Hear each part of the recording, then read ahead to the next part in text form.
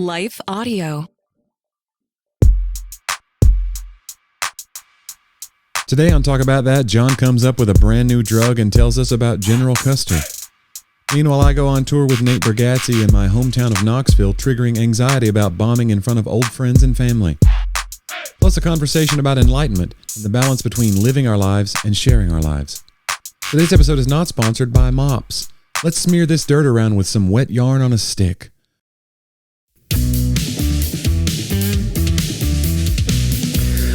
Jonnie, it's been a minute, but we should take a little trip down to Bantertown. Let's talk about that. It's been a week. Yeah, we took a week. 2 weeks. It's one of the only weeks we've missed this year. You want to tell everybody why? Whose fault it was? Let's just start with that. Whose fault would you say? Both of us. You think you're going to share it equally? Takes two to tango, John. Well, I've never tangoed. By tango, I mean flake out on our fans. Well, you've been on the road a lot. I have. This has been the busiest time of my entire career, and I'm very grateful for that. But it just means that I have to let some people down, and you're those people. You and the people listening to this are those people.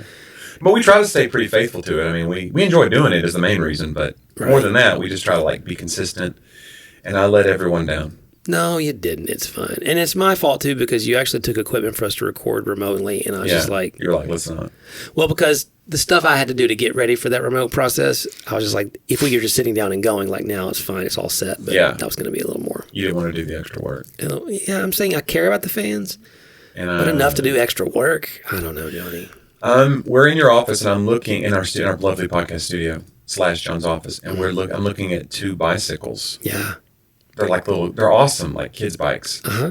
And what are those?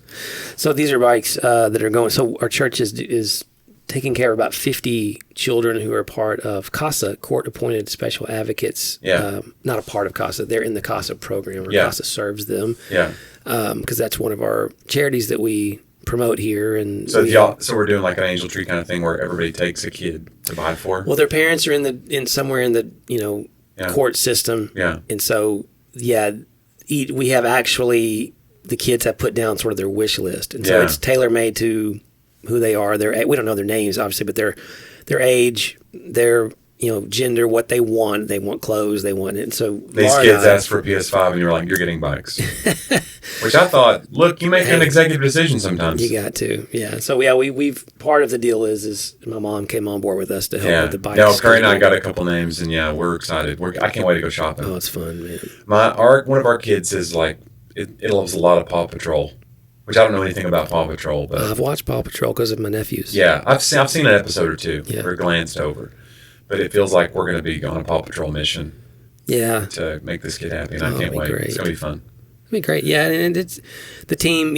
Julie is on staff. She just spearheads a lot of this for us, and our church, our size, to take care of 50 kids. Yeah, that's really fantastic. And most all of them were sponsored almost in the first week that we announced. Yeah, I saw there's a heap of stuff in the sanctuary. We're putting it on the back so people can be reminded and see it and celebrate. It's really cool. Doing. So I love it. Yeah, it's exciting. I think about that sometimes about don't let the left hand know what the right hand is doing.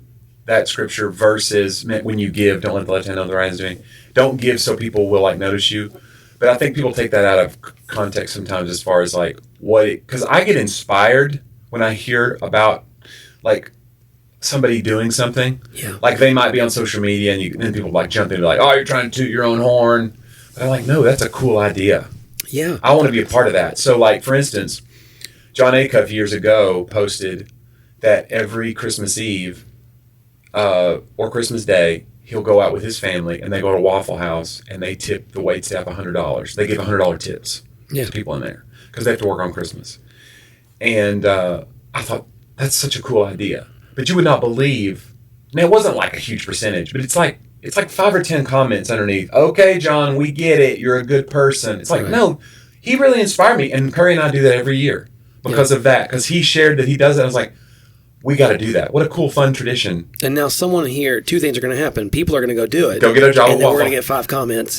We get it, John. I thought you said they're going to go get a job at Waffle House and try to be in line just for that one day. For that one day. Yeah, I want to work. I think it's cool, though. And I did a thing so my family founded a ministry when I was a little boy called Agape Outreach Homes.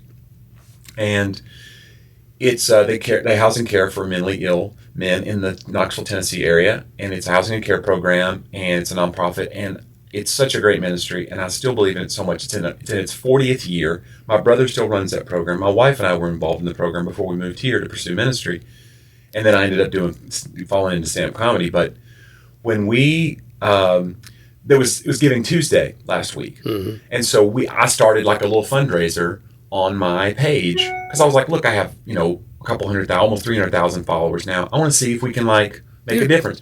And I don't know how it works like that. I don't know how much the algorithm will let you be seen by all of your people. But I was trying, and I was like, let me put a $5,000 limit on here, or $5,000 goal, and then I was like, I'm going to match up to that 5,000 and just see. I'll match up to a $5,000 cap of like anybody that gives today. So your gift goes that much farther. And then for that one day, and then I was like, I'm going to make it the whole week. So now it's like, I think the campaign doesn't end. The reason I say that, the campaign doesn't end until the 15th, I think, or the 12th of this month. So this episode, when it goes out today, that campaign is still live. So go to my page and find that. I'll reshare it because we still haven't met the goal, and I'm going to match up to that. So, and look, their website's linked on the comments, agapeoutreachhomes.org, I think it is, or .net. But anyway, Agape Outreach Homes. Amazing ministry, and it's a chance for you to really give into something that's good, and I'm going to match as well. That's amazing. So, but again, I'm not saying that to my horn. I really want to like make the most impact. That's why I was trying to take advantage of those tools. Sure. But I'm sure there's somebody that's like, here we go. This guy wants everybody to know he's. It's like, I don't care. I'm not a good guy. Yeah, he's not. No. I can verify. No. It's That ship has sailed, my friends. Yeah. But yeah. No, and I think it's we do a thing in staff now. Because we have not always done a great job of celebrating what was good or positive. Yeah. We don't like tooting our own horns. It's easy, I think, in all organizations or even in your life at home to just stay busy getting done what's next that has to happen. Yeah. So sometimes we'll sit at the table, okay, guys, well, I got to leave early today, and we all just start going. And so I've put something into the meeting notes every time that I just call something of a good report. Yeah. Hey guys, and even if we're in a hurry, it's like, hey, we need to be disciplined to stop. And it's always celebrate wins. Yeah. If you don't like, what is it? Somebody was talking about that. Dave Barnes had a thing about that, about putting out a new single and a new record that was out or a new whatever. And he was like, whatever you don't celebrate, you lose. Somebody told him that a long time ago. Whatever you don't stop and celebrate and memorialize, you just lose it because you're like, well, on to the next. Like, that's okay. And we have a hustle culture. Yeah. So it feels like that's the right thing to do. Yeah. But then you just lose it sometimes. And you, like I said, you need to celebrate wins. Because sometimes it's like this job, especially your job, can be heavy. Yeah. So you need to stop and be like, there's some great things happening. Yeah. And we had that talk because, yes, you have to talk about both. Yeah. I'm trying to get better at that because the sixes are notorious. It's so funny. There's another writer who's a six, and we worked together on a project for an author. and you get a third six in there, your book's gonna be a problem. Let me tell you, 3 sixes in a room. Get out of here.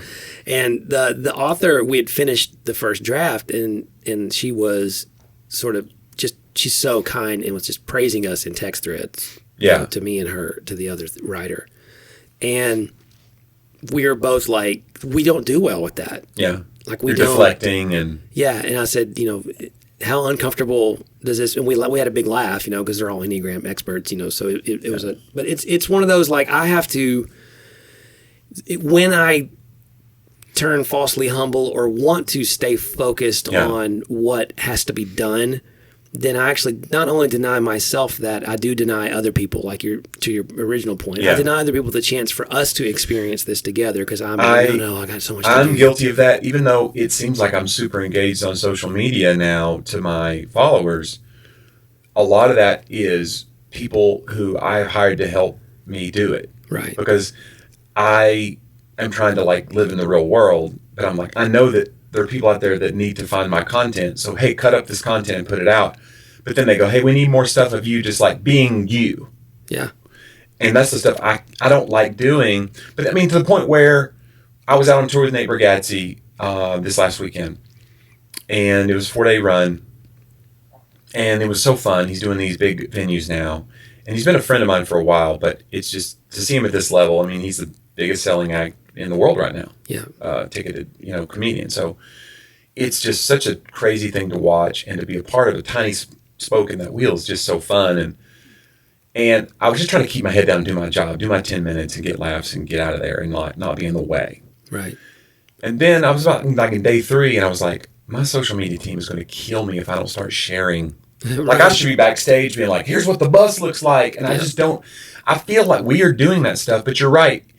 That's the kind of stuff people want to be a part of. And I'm not giving. I just feel corny sometimes, but I need to do more of that. And I've pledged to you, John, I will. You know what? To the point, until someone goes, wow, that's corny, and then I'll pull back. Hey, you're doing too much. Yeah, I'll pull back. You know who else does a lot, Johnny, for us? What's that? Our sponsors. Oh. Well, we should take a moment and hear from a few of them. Okay. Look at you. You're so fancy. Behind the scenes, things are happening. Yeah, so your show in Knoxville, at least, Andrew and I came up. Yeah, it was very nice. You drove in. Yeah, it was great. And a few people from this part of Tennessee drove in to see the show. Some faithful listeners, Mary Beth and Josh Lehue, came to the show. Oh, did they really? They were at the 3 p.m. Okay. And they came in, so that was great. And I had a few other podcast listeners that said we're going to be there, or at least they told me after the fact we were there. I don't know who. They were probably there for Nate. Let's be honest. I was a throw-in. They were like, "Oh my gosh, she's here too." We'll sit. We were going to go take a pee break, but we'll sit. But yeah, so that was really cool, and it was great that everybody got to come. I mean, I got you free tickets, but so it'd be weird if you'd been like, no, not even with a free ticket. Well, I had bought tickets. That's true. You did buy tickets. But yeah, so I was planning on coming either way. And then I said, well, I've got you these ones that are a little bit better seats probably. And then we gave your seats to another friend. Yeah. Our record producer from back in the Scarlet Thread days. Yeah. Going back to mine and John's band days. It's great to see him. It was really cool. Yeah. What had it been? 15 years? Yeah.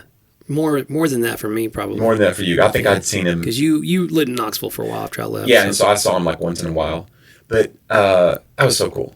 It was very cool. And to your point, when we got done, so we slipped out a little bit early to get back to Nashville. Look at y'all. At the very end. And so you came out and we talked for a minute. Yeah. And we're walking away and I go, we didn't get a picture. I know. Like we came down. 100%. Same we thing. Came down because it's the Knoxville Civic Coliseum, which is I went to school there. You grew up there, and I knew it was a big deal. You're in your hometown, and that building in particular is a big deal. And I was like, here we are in this moment, and not a one of us. It's like you get so caught up not wanting to be the person who has to have a picture of everything to prove it happened, right? That you don't take a picture of anything. I've had vacations where I took pictures the whole time, Yeah. And I am more likely now to not. Yeah, it's like that extreme, like you can't. There's no balance there. Because even Travis texted me, by the way. He texted me later. He was like, dude, I'm so proud of you. He texted me a couple times. He was like, I'm overwhelmed by how, proud I am of you. It was really, really sweet what he said. But then he was like, why didn't we get a picture? What's wrong with us? I mean, it's crazy. We were right there. And it was so cool that he came down because he said, I'm going to come find you. He was at his seats, whatever you bought, some nosebleeds, awful seats that you had. And then I gave you the good seats. And so he had those seats now. So I go, well, I'm down on the floor with John right now. Come down. So he walked down, and so we all got to kind of reunite at the same time. Our record producer. So that was kind of neat. Yeah, yeah, and it's one of those moments in time. You go, who's supposed to be paying attention to capturing this? Yeah. I don't know how to capture life. Yeah. And live it very well. But I even think about our fans. I mean, that for the podcast's sake. Yeah. We should have put something out. Should have put some. Hey, here we are, and here's the thing. Yeah. We don't do it, and then they're just like, oh, you did. So then I did share some photos the next day. Okay. So when I got home, I shared a post yesterday about it. Not about us. You're not in it. No. No. You're like, Johnny. You were Johnny here. You were in the way, by the way. No, but I shared about just being on that tour because I was like, well, I need to, I'm going to get killed because I'm meeting with my team tomorrow, and they're going to be like, what are you doing? Yeah, you were in front of how many people, and you didn't even post one photo? That's like working with Reggie Dabbs. Yeah. So because Reggie and I, we wrote the first book. We've written 3 now together.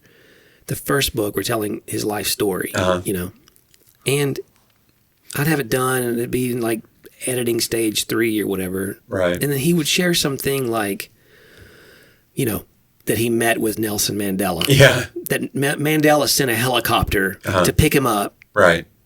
He didn't even know where he was going and went to some remote mountaintop house to meet with Mandela. Right. We call that the Mandela effect. No, that's not what that is. That's a different thing. And I'm like, Reggie, how in the world did we do 50 hours of interviews or whatever, and you failed to mention? Yeah. Or he'll hang out. He just has so many of those stories that he's like, oh, that one slipped through there. Yeah, I probably should have told you. Remember that time I met the president or whatever? You're like, dude. Yeah. It's not just that he met him. Right. Because, it'd be that again. They summoned him. Someone sent a helicopter. Right. So no one's ever summoned me. I would like to be summoned. That'd be nice. Not like from beyond, like an incantation, but like just send for me. Just send for me in particular. Not like, hey, we need a comedian. Here's a list of comedians. He looks okay. Right. Like that's how I normally get hired. That's how it's happening now. That's how it normally. That's how you chose for the podcast. You were like, all right, I got friends. Ugh. This is the one that annoys me the least, maybe. I just thought the annoying would bring more fans. I give it 1 month. But I've never been specifically like, we got to have that guy or no one. Yeah. Like, that's Reggie. Reggie's got that kind of appeal. He does. It's crazy. And when I speak with him, that's very... I embrace it. I just say it. Yeah. Because I don't have that sort of presence. Being one of one is, when you see it, like just having worked with Nate this weekend, we were talking about him today at lunch, like, his style is so unique, and what he is experiencing in the comedy world right now is so unique, and it's because of his skill set. He's one of one. Yeah. He writes differently than anybody I've ever been around. His process is different. The way he makes an audience feel is different. Yeah.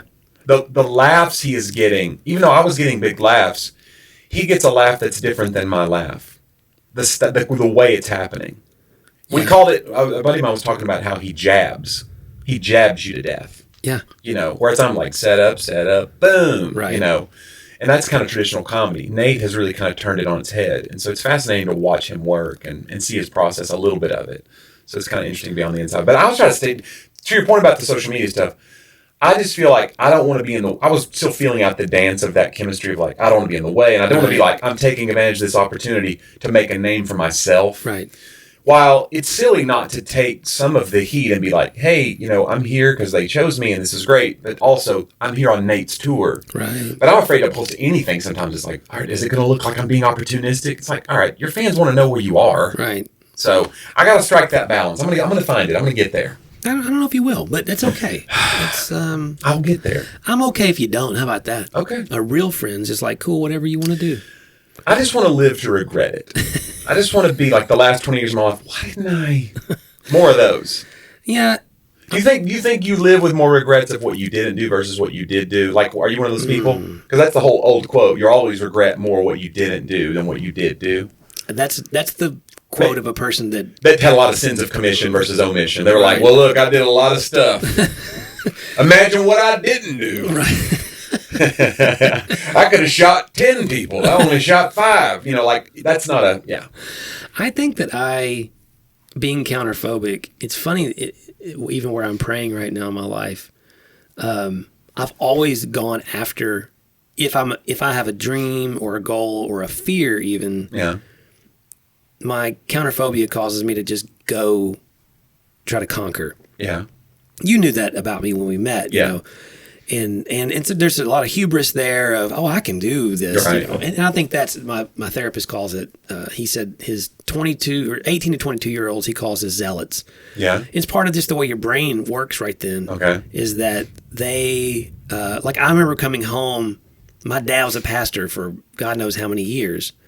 And I wasn't like trying to convert him or something, but I had learned things that you're now testing people who are ahead of you. Yeah. Like, are you sure that you know about this, And that's just the zealots, it's what they do. And I think that some people, they continue with that.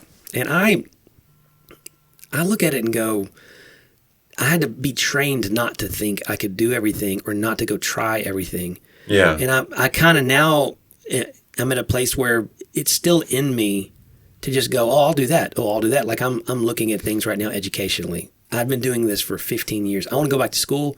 Yeah. And then I don't. And then I do and I don't. And then I look at the price and I look at this. And then I look at return on investment. And I'm like, well, what is that really going to help me with? Well, what if, and then I'm in my head about, am I trying to make a backup plan to ministry? Is that what I'm doing for security purposes? The committee inside of my head is going. Right. Second guessing your motivations is big. I think it's big for people who are raised the way we were raised. Always imagining that there is an evil intent that's hiding and lurking behind every ambitious decision. I'm not sure. I think when you say it that straight, it almost pushes you to go, well, that's not true. And I kind of feel like, look, guys, I'm at the place where I've become more acquainted with my brokenness the older I've gotten. Because I've introduced you. Well, it's exactly. Like, hey, by the way. You keep bringing lists. And I'm like, wow.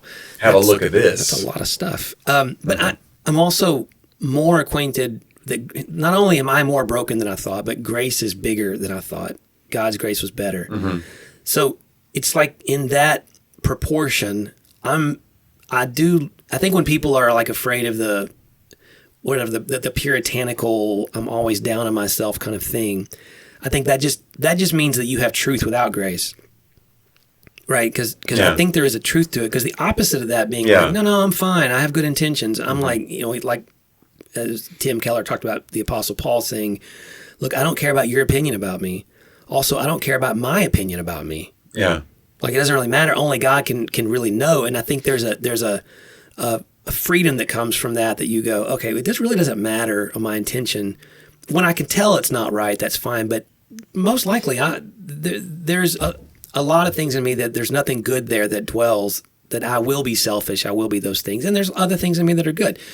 But when I test it, I go, and this is where I get inactive now. Mm-hmm. I'll sit and go, I'm not going to do that. And then this is the really funny part, then I get jealous, not of other people who go do it, but other people who are not sitting around thinking about it as much as I am. Yeah. But they have clarity. Right. I'm like... Nate had a bit about that.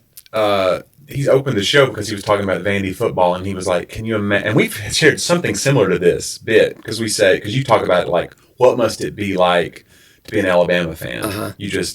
You get to be like, I'd go to the playoffs next year. Right. I don't want to go to the games this year. We couldn't make it. We'll go next year. They'll be in. But his take was, what must it be like to not have to root for a team? Yeah.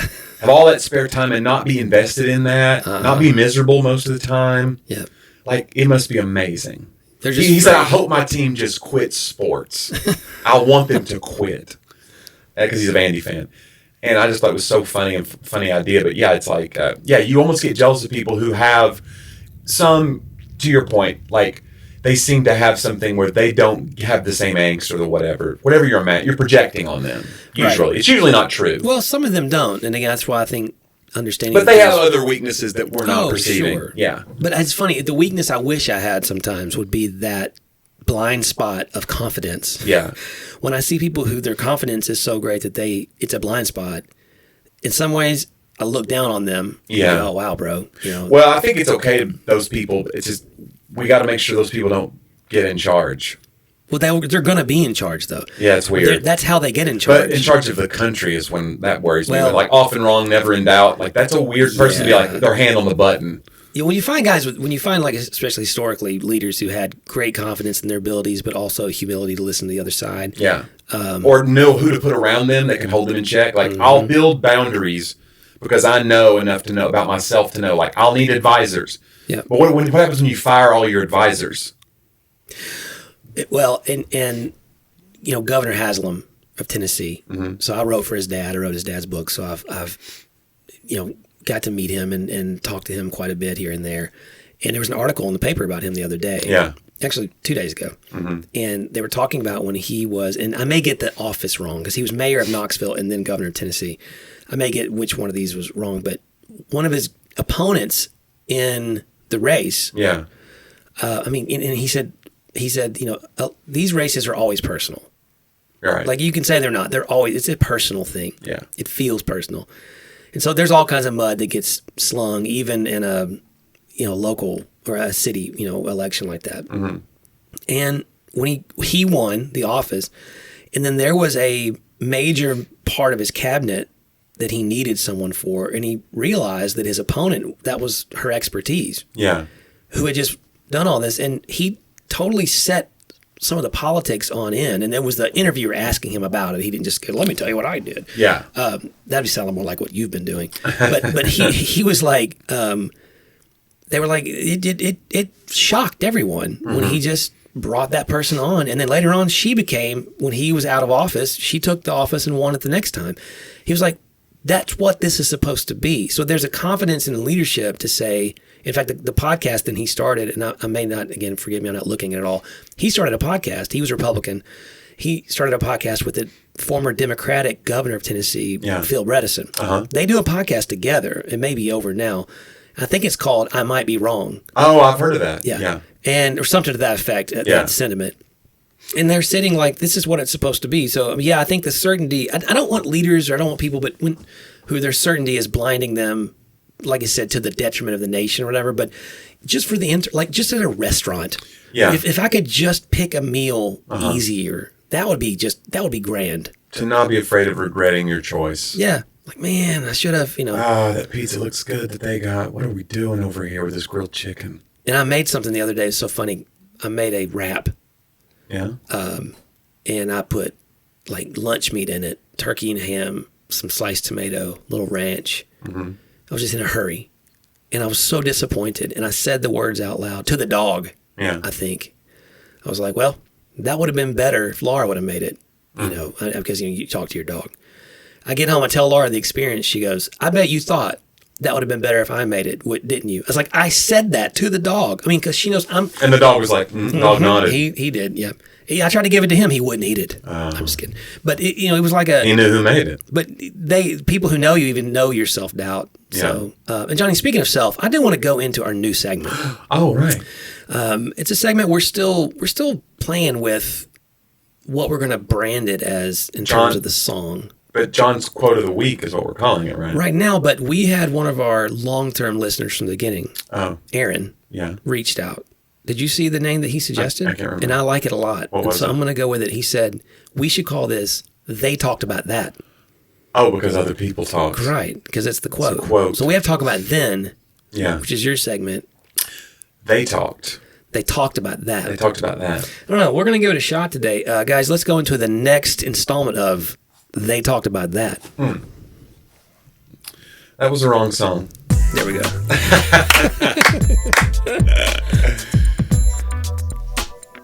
It's like a well-oiled machine around here. All of the trouble to get that all programmed. You did, and you hit the wrong button. Yeah. So, actually going to be, it is a person. Okay. But there's an interesting story here. And this is the original line from the Declaration of Independence went like this. Okay. We hold these truths to be sacred and undeniable, that all men are created equal. We hold these truths to be sacred and undeniable. And so that was one of the early drafts that Jefferson made. And Jefferson sent it to Ben Franklin, who suggested take out sacred and undeniable and replace it with what we now know. So we hold these truths to be self-evident. Yeah. And I've been reading this book, and I've been talking about, I finished it on vacation. It was unbelievable. But the enlightenment process wherein someone would think that self-evident things are even possible is something we take for granted. Like, and it's imminent. I-M-M. It's spelled like imminent, but pronounced differently. It's got an A. And imminent means within oneself. Okay. So within the bounds of oneself, you begin to believe that, this can be known by me. Right? Like, if I see this as it is, then that is good. Like, I can come to this conclusion. Right. Versus a transcendental way of seeing, whether it's truth or philosophy, which says, I can learn things, but they can't be contained within me. Yeah. Like, there's a universe, right? There's a higher power, however you want to say it. But there's something out there that I don't assume that my understanding of it, of how truth or reality works, that my understanding of it somehow contributes to the conversation about it. Like, maybe I stumble upon it, but I'll never be able to fully contain it. And it just was so fascinating to me. But how you can see in this document that shift of thinking. Or just the one was thinking one way and one was thinking another way. They were looking at it the same problem in a different way, right? I think the point the author's kind of making is, like, what they really did in that document is they put out sacred and undeniable truths. Right. Sacred meaning like they're connected to something higher here. And these are a mixed bag of religious people. Like, this is not, some of them are very irreligious. You know, you think about deists, you think about people who are, it's not like they're what we would think of as evangelical Christians on that front. But they do believe that what they're establishing, and guys, hear me, I'm not saying the country was founded as a Christian nation and all those things, okay? I think what we're saying is they felt like these truths, all men are created equal, right? They're endowed by their creator with these inalienable rights, that they felt that there was a higher purpose to that, but then they have now stated that higher purpose to be self-evident, that you can get this, right? This should make sense to you. And what we don't, and where you go now downstream 250 years, the downstream effect of that, and even into Protestantism, right? So, which was already obviously in place here in 1776. But the idea, and the author talks about, like, Martin Luther, who's nailing his 95 Theses to this door. Right. We kind of think, oh, it's the 95 theological statements he made that were so revolutionary. And certainly I think that they were. But he says, actually, the modern Western mind is not thinking what was really most revolutionary because we don't have a concept of it. We just think, well, of course it's self-evident. Martin Luther, he goes, the idea that, he said there were lots of priests in the Catholic Church who were calling out the abuses and the indulgences. We act like as if no one was saying anything until Martin Luther. He's like, there's lots of reformers from within.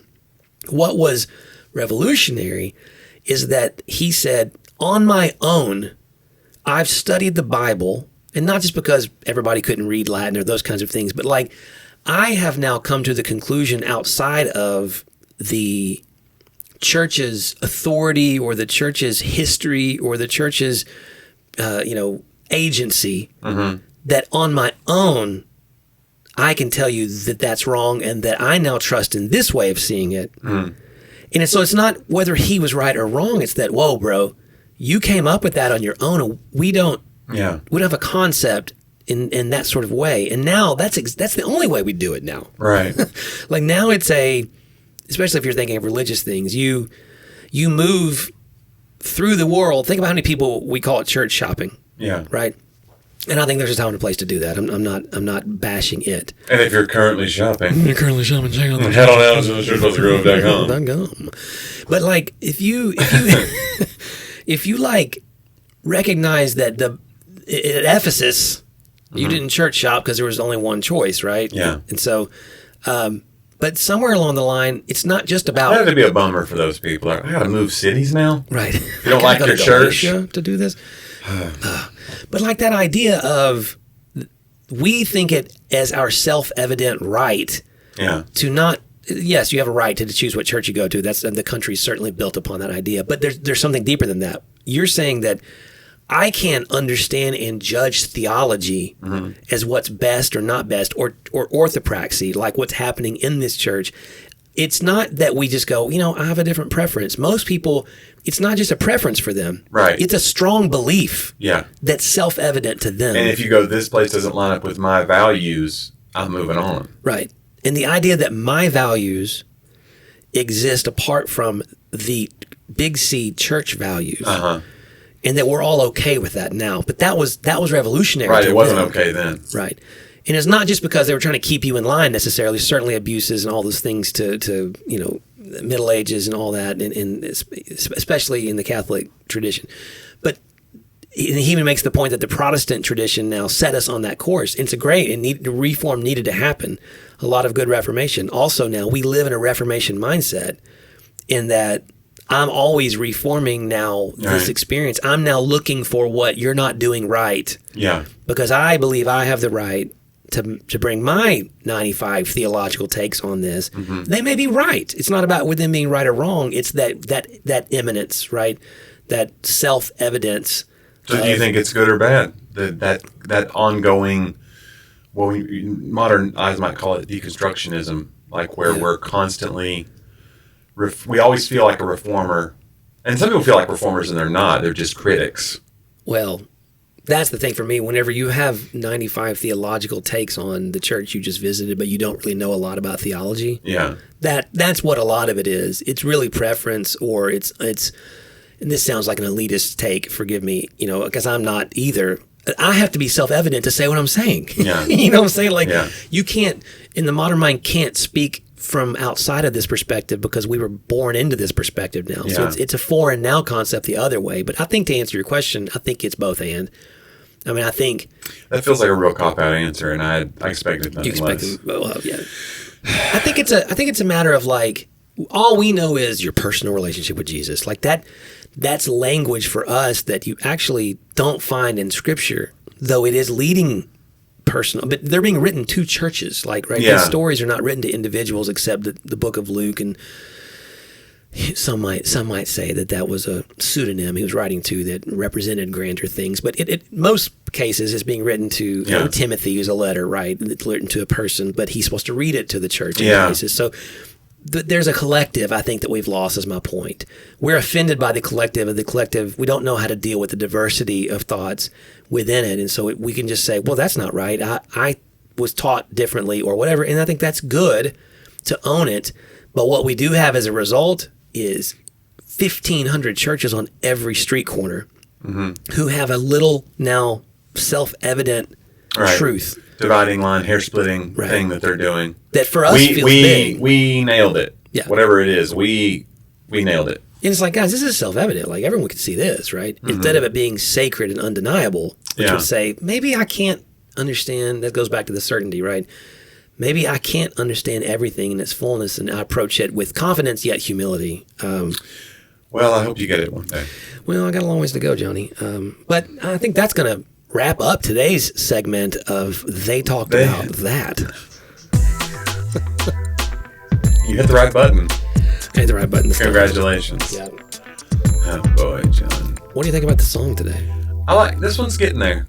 I think we're getting there. It's a little modern for an old quote.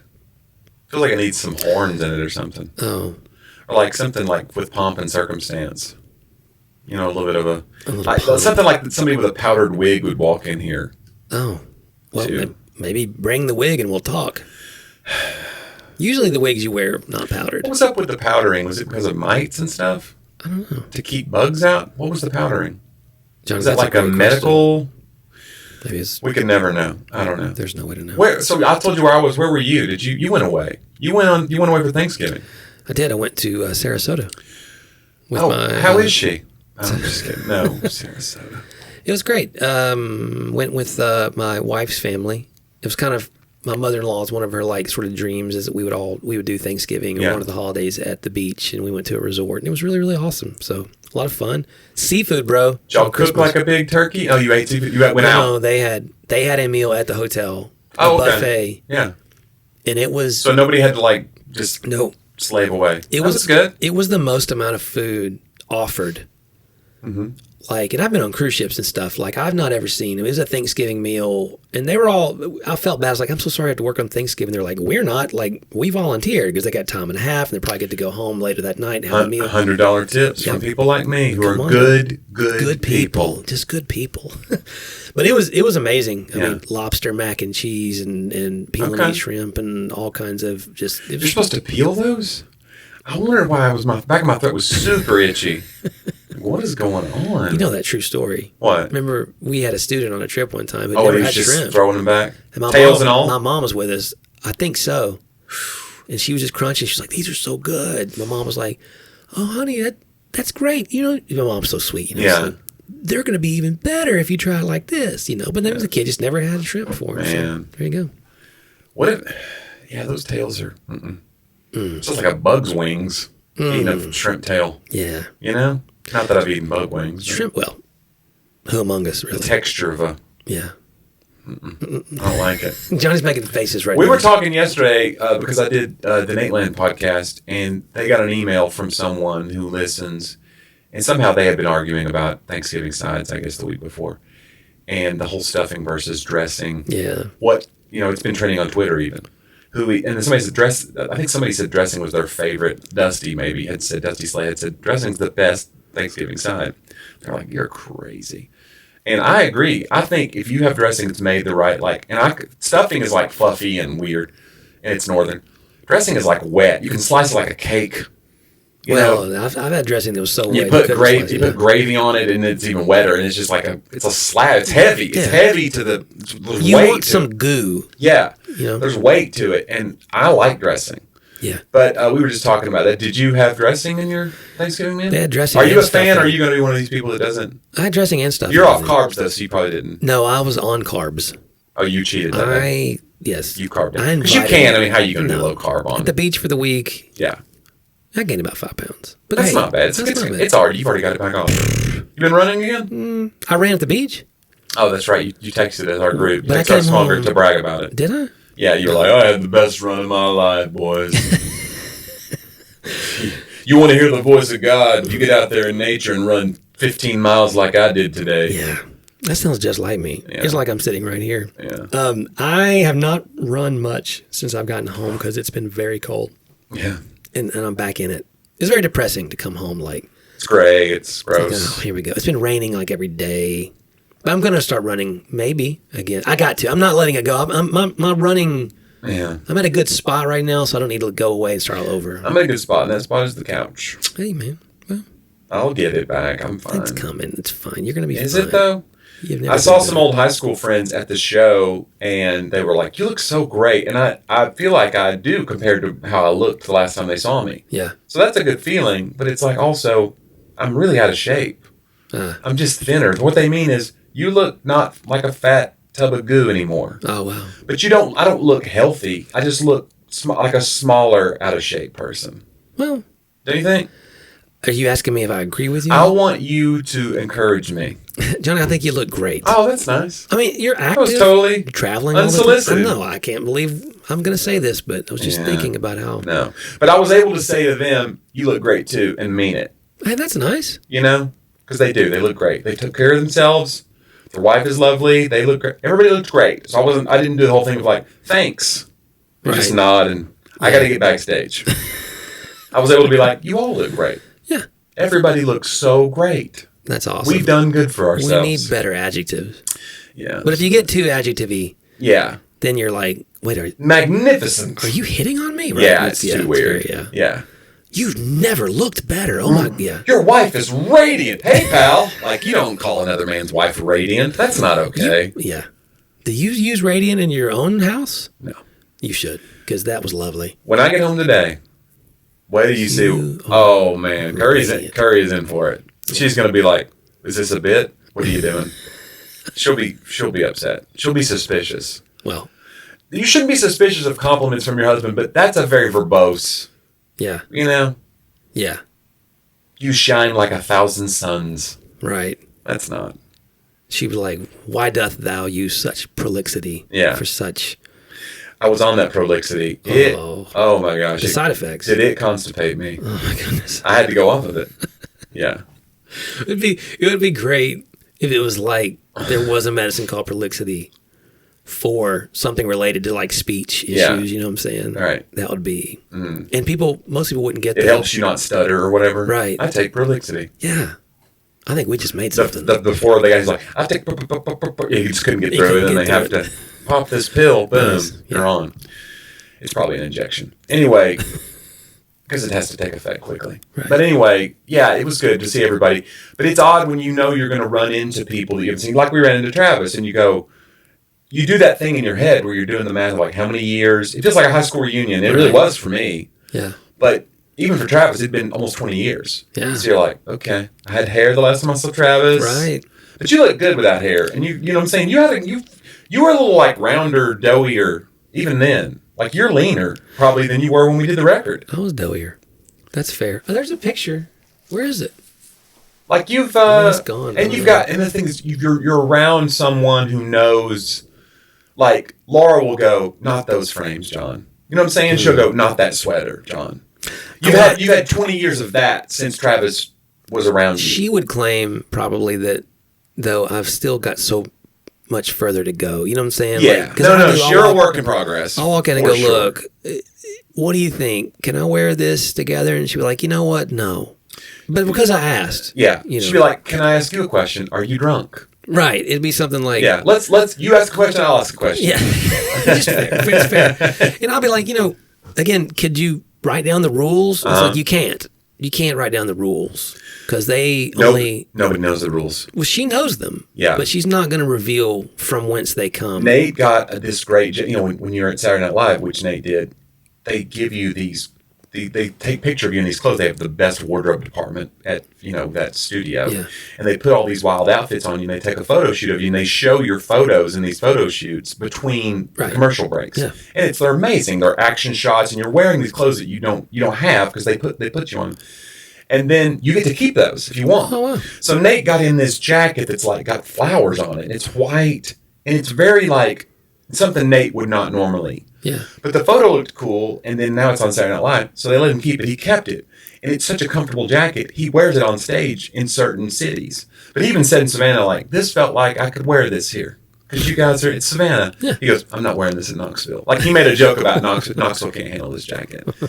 But I took a photo with Nate in that, Nate's wearing that jacket. And so, like, 4 or 5 people come to me, what's going on with that jacket? Like, they're critiquing the jacket. And, of course, it made me tease, too, because they were like, where'd Nate get that jacket? And I added Ann Taylor Loft.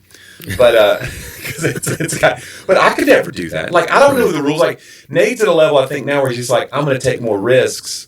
I feel, you and I have talked about, we don't take risks. No. I don't feel like I'm allowed to wear, red roses on my white jacket. No, I mean, I'm allowed. Yeah. But it won't work.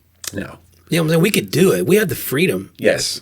But we don't. We don't have the freedom to be, like, I'm not free enough from the critique.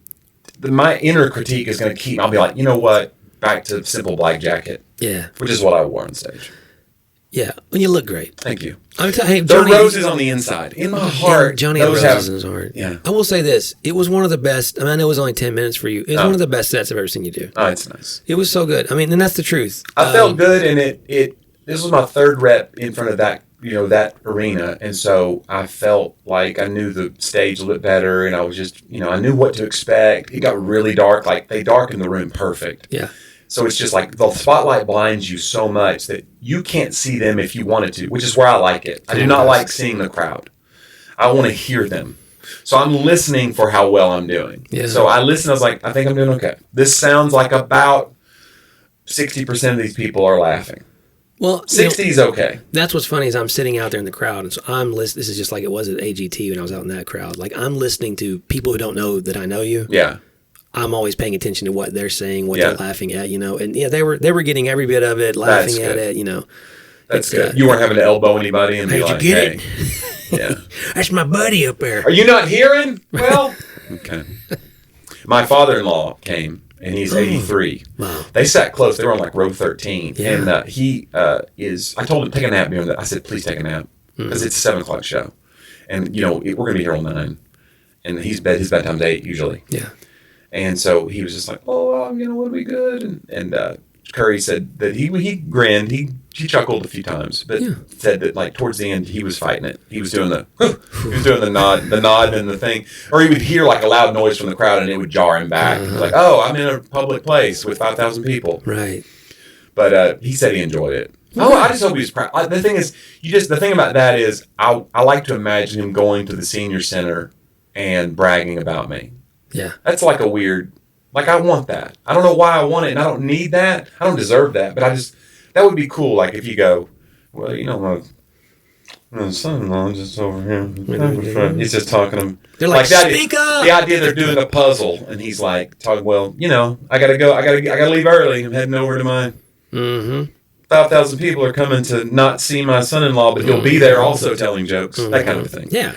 You can't really brag because it wasn't my show, but you can say like, he was a part of it. You could brag. He could. He could. And if he's listening to this, and you didn't brag about me, Dad, you're dead to me. It's over for us. Jonnie felt like this was the right venue. Yeah, for my private pain. Yeah. Speaking of private pain, John, let's go all the way back into history for a closing segment that we like to call Talk About Then. John, this week in history, the great killer smog of London. We're going to start with the dark one. Did you know about the great killer smog? It's crazy. 1952. Yeah. I figured it'd be a long time ago. A temperature inversion combined with windless conditions trapped a layer of airborne pollutants to form a thick layer of smog over the city that lasted until December 9th. So it was a 4-day period, December 5th through 9th. It's estimated that 12,000 people died and 100,000 more were made ill by the smog's effect on the lungs. Most of the smog particles were from coal-burning fireplaces due to the cold weather. It's the worst air pollution event in the history of the United Kingdom and led to the 1956, 4 years later, Clean Air Act. The smog reduced visibility to just a few meters, and due to the sulfur content, smelled like rotten eggs. So this is just a quadruple whammy. Yeah. You know, you got to burn. It's cold weather. It's awful. You got to burn and that's what the cold makes it worse. And now you got the thing just sitting over top of your house, and it's no good. I want to say I learned about this through The Crown. I think that they did an episode on this. The killer smog. It's crazy. Craziness. John, the end of Prohibition this week. You know what year? You can wait for it. End of Prohibition. Wait for it. I'm going to call it. It was Roosevelt. Stop it. What? It was as late as 1937? 33. Oh. Prohibition is repealed when Utah became the 36th state to ratify the 21st Amendment, giving it the necessary 75% of states. You know that's what did Utah put them over the top. Yeah. Needed to enact it. Way to go, Utah. The U.S. President Franklin Roosevelt said during a proclamation with the following statement. He said he issued a proclamation declaring the end of Prohibition with the following statement. You'll love this. I trust in the good sense of the American people that they will not bring upon themselves the curse of excessive use of intoxicating liquors to the detriment of health, morals, and social integrity. So basically he was saying, look, we're going to put it in the hands of the people, but I trust that people aren't going to go too far with this. And, you know, that's the thing is like boundaries are important, but also we're going to stay out of this one because otherwise it's fascism. You realize that basically Prohibition was fascism, right? Yeah. I mean, it's not like any other democratic society was doing that I know of. Yeah. But it's funny to think about him saying that, and then there probably was eye rolls even when he said it, because it's like, well, yeah, but there's drunkenness. There's people who will take that and run with it and live their throw their life away. Just as many drunk people during Prohibition. Yeah. Because it was just, again, they found a way. Yeah. If anything, they probably had more people with problems because when you had shame on it too. Right? Shame you make something forbidden, you just got to do it, you know. So that's why I eat cat food, because you're not supposed to. Society says, "What are you doing?" And I'm like, "I like those tiny cans." And then you peel back the fancy fees. You that first whiff of it, you're like, "This is going to be so good." But society would say, "Johnny, don't do that." Right. And I would say, "Hey, stay out of my business." Right. Then you realize society. Then I batter a little ball around the room. I get on my back and it's unbelievable. It's so good. So that's what you're right. So to your point, let's stay out of people's business and let them eat cat food. All right, John. Just exactly what I said. This week, 1848, something happened in California. Gold Rush. The Gold Rush. Yeah. It began after U.S. President James K. Polk announced the discovery of gold in California. Gold was discovered by James Marshall on Sutter's Mill the previous January. Over 300,000 people, known as 49ers from the year 1849, would go to California to seek their fortune, and many of them, it would not work out for them. No. Just like today, it's the gold rush now is fame, right? We're all seeking it because we think like, this person has 1 million followers and they're not going to do that. I think that's the new gold rush we're seeking that kernel of what makes me unique. Now people were doing it back then because they're like, my family's going to die if I don't find gold. We're just doing it for our own self-aggrandizement, probably. Some of them, actually, they were doing okay before they went and did that. It really was what it really did do is it more quickly populated those western territories and states. They were desert towns, a lot of them, right? Right. And we're like, but there might be gold, so let's build a city here and let's pan. I mean, they existed. You ever pan for gold in Pigeon Forge? Those panning places? I don't know if it was Pigeon Forge. Do they plant things there? They have, let's send this down the stream to this kid. Yeah. You're like, this is... I forget where I panned for. It was a Royal Ranger thing or something. I panned for gold one time. Go panning. John, Finally. Well, let me see how this one goes, and I'll let you know if it's finally. Because sometimes we say finally, and then it's like a and then you end the show. I wanted to see what you knew about this guy because he was born this week, 1839. Died not too long after, 1876. American Civil War General George Armstrong Custer. Okay. He was killed in the Battle of Little Bighorn, which that's a weird name. Is it little? Is it big? It's a little bighorn. Yeah, just a little bighorn. It's like somebody's like, is this horn bother anybody? It's a little big horn. I don't. It's a little. It's much. Okay. That was also called Custer's Last Stand. Right. You know what it became known as, that battle, because he was killed along with his entire regiment. Yeah. Including 2 of his brothers. We have some dark stories today. I apologize. That's okay. He graduated. This is my favorite part. This is in his bio. There's 3 sentences written about this guy. He was killed along with his brothers. The battle, Custer's Last Stand. This is the last sentence about this guy in this week in history. He graduated last in his West Point class. Yeah. So just pile it on the guy.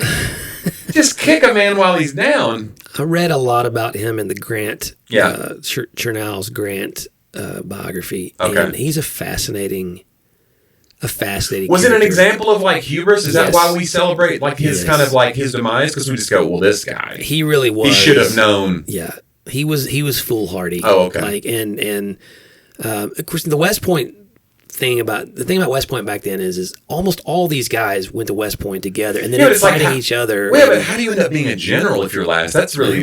He used sass and attitude. What happened? Yeah, I want to say there's a confidence, a story to that, but he may have been one of the ones who raised his own regiment. Because that happens sometimes.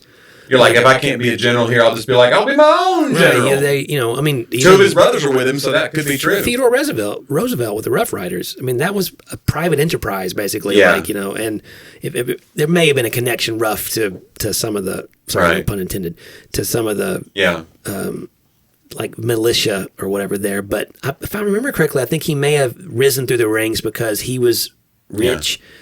And had kind of, made his own way a little bit, but I could be wrong about that. I think you start your own regiment to become a general. You're like, I'll just do my own thing. I think today that would be Zuckerberg.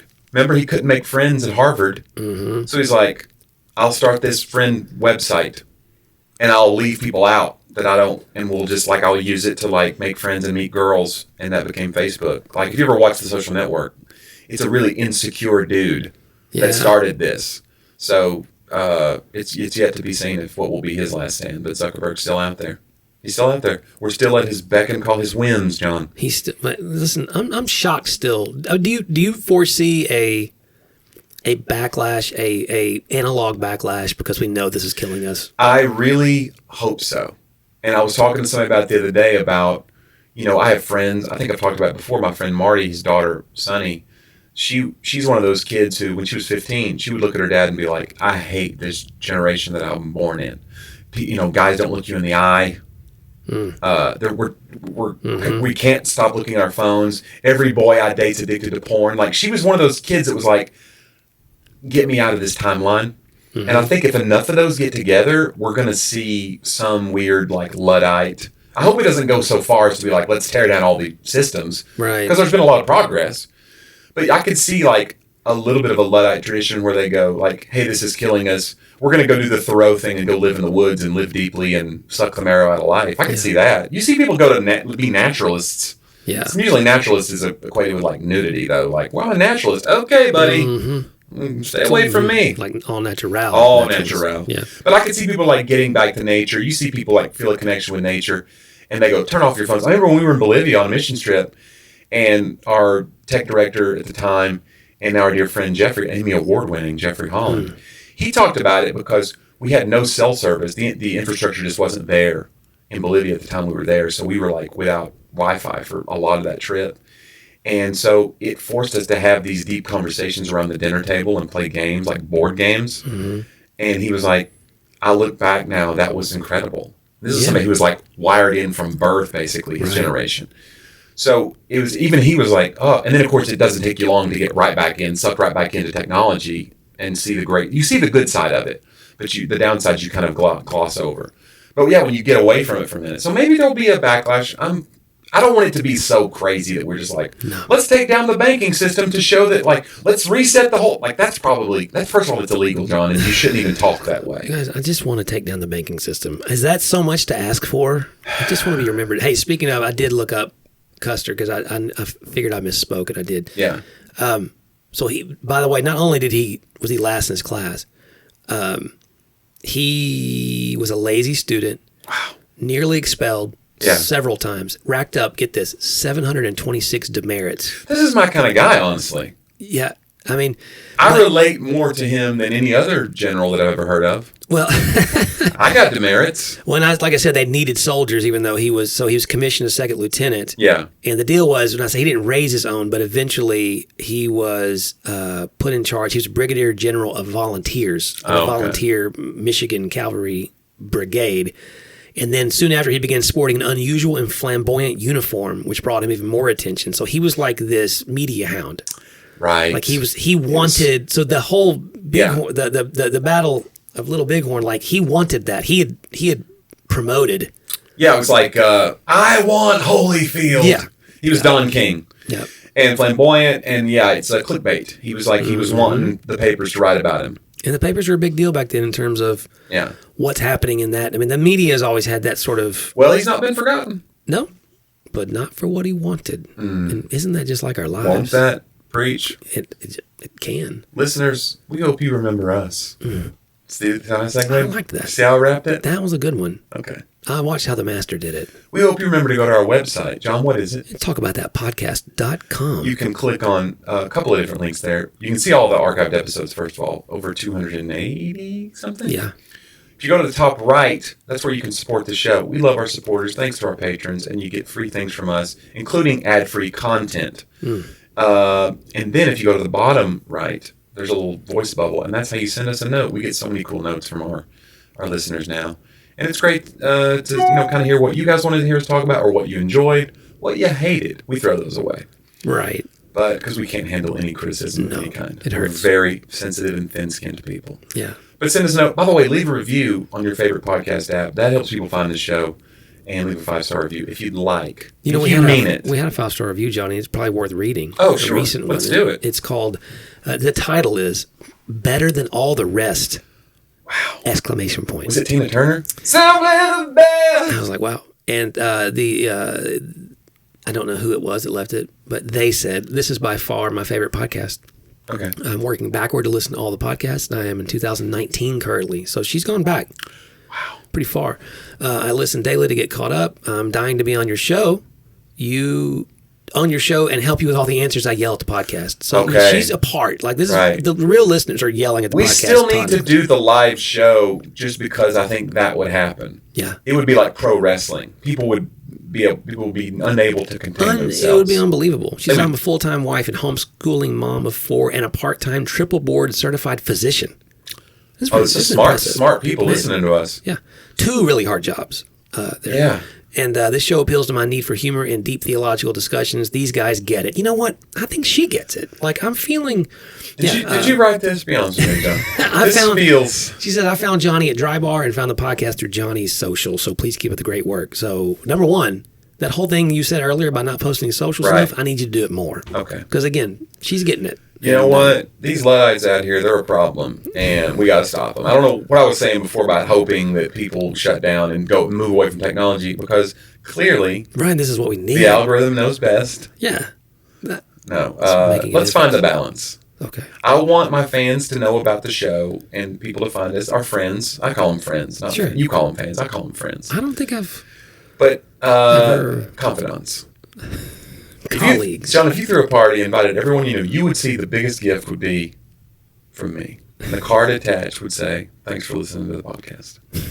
No, but we think of you as friends, and it means a lot. And thanks for... But yes, I'm going to I need to share more of my life. I need to... Because that's what they always say. They go, listen, my people who try to manage my socials. They're your people. They're my people. Oh, my gosh. No, I'm saying I literally have people that I hire to tell me what to do. And they go, Johnny, there's only one you, and they want to see you.